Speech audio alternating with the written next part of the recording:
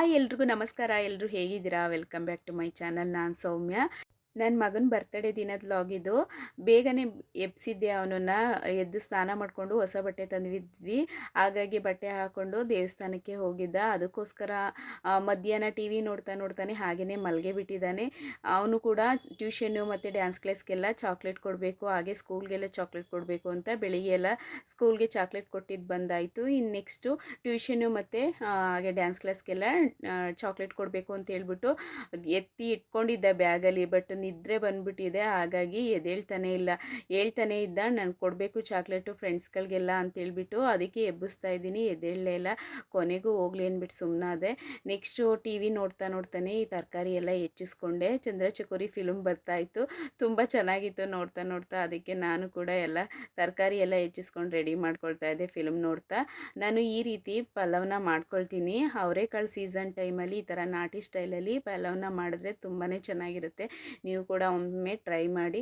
ಹಾಗೆಯೇ ಆಲೂಗಡ್ಡೆ ಕಬಾಬ್ ಮಾಡ್ಕೊಳ್ಳೋಣ ಅಂಥೇಳಿ ರೆಡಿ ಮಾಡ್ಕೊಂಡಿದ್ದೀನಿ. ಆಲೂಗೆಡ್ಡೆನ ಒಂದು 5-10 ನಿಮಿಷ ತನಕ ಅದನ್ನು ಸಣ್ಣದಾಗಿ ಕಟ್ ಮಾಡಿ, ಅಂದರೆ ತೀರ ಸಣ್ಣದಾಗಿ ಕಟ್ ಮಾಡಬಾರ್ದು, ಒಂದು ಮೀಡಿಯಮ್ ಸೈಜಲ್ಲಿ ಕಟ್ ಮಾಡಿ ಅದನ್ನು ಉಪ್ಪು ಹಾಕಿ ಬೇಯಿಸ್ಕೊಂಡು ಇಟ್ಕೊಂಡಿದ್ದೀನಿ. ನಂತರ ಮಸಾಲೆಗೆ ಕೊತ್ತಂಬರಿ ಸೊಪ್ಪು, ಶುಂಠಿ, ಬೆಳ್ಳುಳ್ಳಿ, ಚಕ್ಕೆ, ಲವಂಗ, ತೆಂಗಿನಕಾಯಿ ತುರಿ ಹಾಗೆ ಪುದೀನ ಸೊಪ್ಪು ಹಾಕಿ ರುಬ್ಬಿ ಎತ್ತಿಟ್ಕೊಂಡಿದ್ದೆ.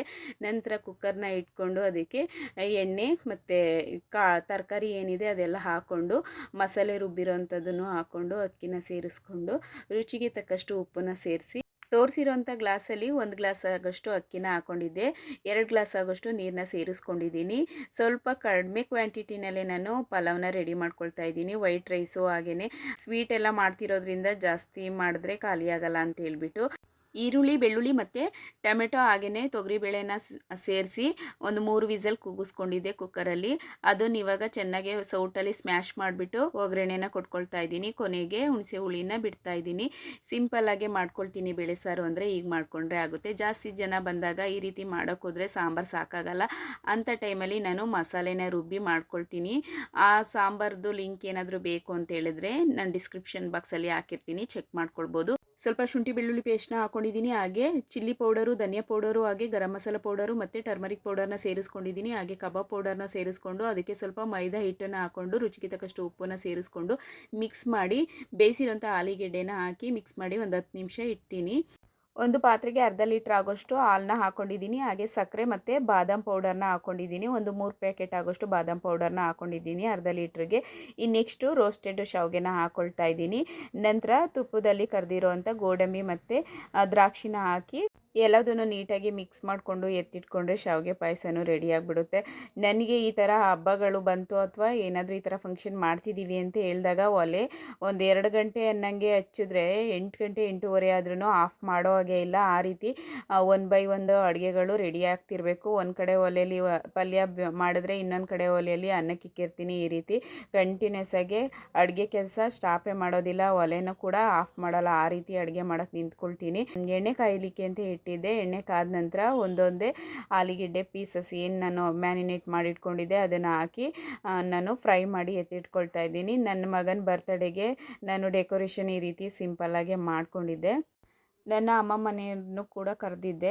ಅಮ್ಮ ಕೂಡ ನನಗೆ ಕೆಲಸ ಇರುತ್ತೆ, ಬರೋದಕ್ಕಾಗೋದಿಲ್ಲ ಅಂತ ಹೇಳಿದರು. ಹಾಗೆ ಅಣ್ಣ ನಾನು ಬರ್ತಾ ಇದ್ದೀನಿ, ಅಲ್ಲೇ ಯಾವುದೋ ರಿಸೆಪ್ಷನ್ ಇದೆ, ಒಂದು 10 ನಿಮಿಷ ಬಂದು ಹೋಗ್ತೀನಿ ಅಂತ ಹೇಳಿದರು. ಹಾಗೆ ಅವರು ಕೂಡ ಒಂದು ಜೊತೆ ಬಟ್ಟೆನ ತೊಗೊಂಡು ಬಂದು ಕೊಟ್ಟೋದ್ರು.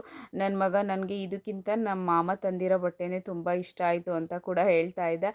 ಹಾಗೆಯೇ ಅವ್ನ ಫ್ರೆಂಡ್ಸ್ಗಳನ್ನೆಲ್ಲ ಕರ್ಕೊಂಡು ಬಂದಿದ್ದ. ಇನ್ನು ನಮ್ಮ ಅತ್ತೆಯವ್ರು ಕೂಡ ಬರೋದಕ್ಕಾಗೋದಿಲ್ಲ, ಊರಲ್ಲಿ ಅವ್ರಿಗೆ ಕೆಲಸಗಳಿರುತ್ತೆ, ಬಿಟ್ಟು ಬರೋ ಹಾಗಿಲ್ಲ. ಅದಕ್ಕೋಸ್ಕರ ಅವರು ಕೂಡ ಬರಲಿಲ್ಲ.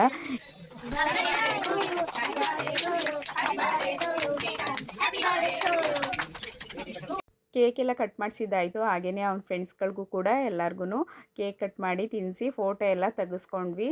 ನಂತರ ನಾವು ಕೂಡ ಅವನ ಜೊತೆ ನಿಂತ್ಕೊಂಡು ಫೋಟೋ ಎಲ್ಲ ತೆಗೆಸ್ಕೊಳ್ತಾ ಇದ್ವಿ. ಇನ್ನು ನಮ್ಮನೆ ಬಿಲ್ಡಿಂಗಲ್ಲಿರೋವಂಥವ್ರನ್ನೇನು ನಾನು ಯಾರನ್ನೂ ಕರೆಯೋದಕ್ಕೆ ಹೋಗೋದಿಲ್ಲ. ಸ್ವಲ್ಪ ಬ್ಯಾಚುಲರ್ಸ್ಗಳಿದ್ದಾರೆ. ನಮ್ಮನೆ ಹಾಲಲ್ಲಿ ಸ್ವಲ್ಪ ಚಿಕ್ಕದು ಜಾಗ ಆಗಿರೋದ್ರಿಂದ ಅವ್ರನ್ನೆಲ್ಲ ಇಲ್ಲಿ ಕೂರಿಸೋದಕ್ಕೆ ಆಗೋದಿಲ್ಲ ಅಂತ ಹೇಳ್ಬಿಟ್ಟು ನಾನು ಯಾರನ್ನು ಕರೆಯೋದಕ್ಕೆ ಹೋಗೋದಿಲ್ಲ. ಹಾಗೆಯೇ ಪ್ಲೇಟ್ಗೆ ಸರ್ವ್ ಮಾಡಿಕೊಂಡು ಕೇಕ್ ಮತ್ತು ಏನು ಮಾಡಿರ್ತೀನಿ ಅದನ್ನು ಪ್ಲೇಟ್ಗೆ ಹಾಕ್ಕೊಂಡು ಅವ್ರ ಮನೆಗಳ್ಗೆ ಎಲ್ರಿಗೂ ಕೊಟ್ಬಿಟ್ಟು ಬಂದುಬಿಡ್ತೀನಿ. ನಂತರ ಎಲ್ಲರೂ ಕೂಡ ಕೇಕ್ನ ತಿನ್ನಿಸಿ ಅವನು ಕೂಡ ಎಲ್ರಿಗೂ ತಿನ್ನಿಸಿ ಒಂದೊಂದು ಫೋಟೋನ ತೆಗೆಸ್ಕೊಳ್ತಾ ಇದ್ದು.